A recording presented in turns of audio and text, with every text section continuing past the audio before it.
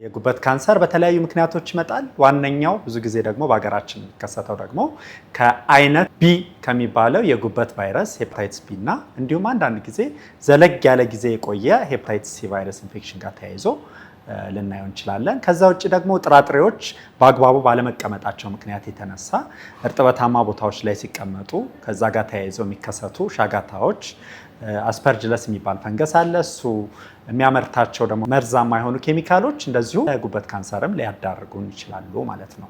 ሌላኛው የአልኮል መጠጥ ነው። የአልኮል መጠጥም አንደኛው የጉበት ሴሎቻችንን በመጉዳት የዘረመል ጉዳት ከስቶ ካንሰር እንዲከሰት ሊያደርግ የሚችል አንዱ ምክንያት ነው ማለት ነው።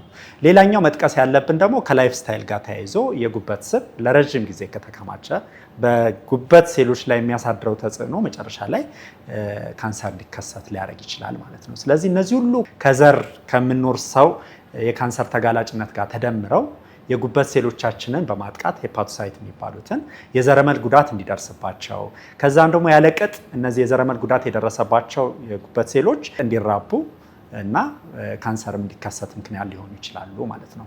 ስለዚህ ከመከሰቱ በፊት መከላከያ መንገዶቹን መነጋገር እንችላለን ማለት ነው። የመጀመሪያው መከላከያ መንገድ ቅድም እንደነገርኳችሁ ሄፓታይቲስ ቢ ቫይረስ ልንከላከለው የምንችለው ቫክሲን ያለው በክትባት የምንከላከለው ነው። ስለዚህ ከመከሰቱ በፊት ስክሪን በማድረግ ክትባቶችን መውሰድ፣ ምናልባትም ደግሞ ይሄ ቫይረሱ ከተገኘ ደግሞ በአግባቡ ኮንትሮል ለማድረግ በመሞከር ከሱ ጋር ተያይዘው የሚከሰቱ ካንሰሮችን መከላከል እንችላለን።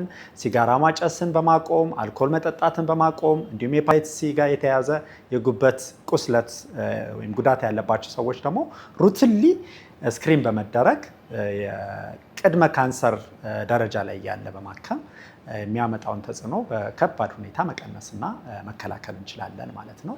ሌላኛው ላይፍ ስታይል ሞዲፊኬሽን ነው።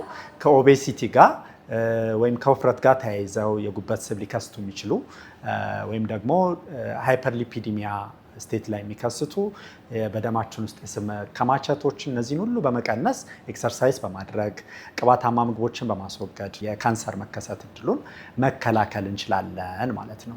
አንድ እዚህ ጋር ግን ማስተዋል ያለብን ነገር ከጉበት የሚነሱ ሁሉም ካንሰሮች የጉበት ካንሰር ወይም ደግሞ አሁን ቅድም ያልነው ሄፓቶሴሉላር ካርሲኖማ ላይሆኑ ይችላሉ። አብዛኛውን ጊዜ ጉበት ላይ የሚከሰት ካንሰር ከሌሎች ቦታዎች ላይ የሚመጡ ካንሰሮች የተሰራጩ ካንሰሮች ናቸው ማለት ነው።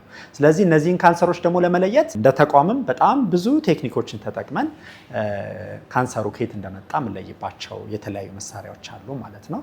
ከሱ ውስጥ አሁንም እዚህ ጋር ሜንሽን ማድረግ የምፈልገው ኢሚኖሂስቶኬሚስትሪ የሚባል ማሽን አለን። ይህ ኢሚኖሂስቶኬሚስትሪ ማሽን ዋነኛ ጠቀሜታው የካንሰሮቹን መነሻ ምንነት መንገር፣ መነሻቸው ከየት ነው የሚለውን መናገር እና ኢቨን ደረጃቸውን የእድገት ፍጥነታቸው ምን ያህል እንደሆነ የሚጠቁመን ነው ማለት ነው።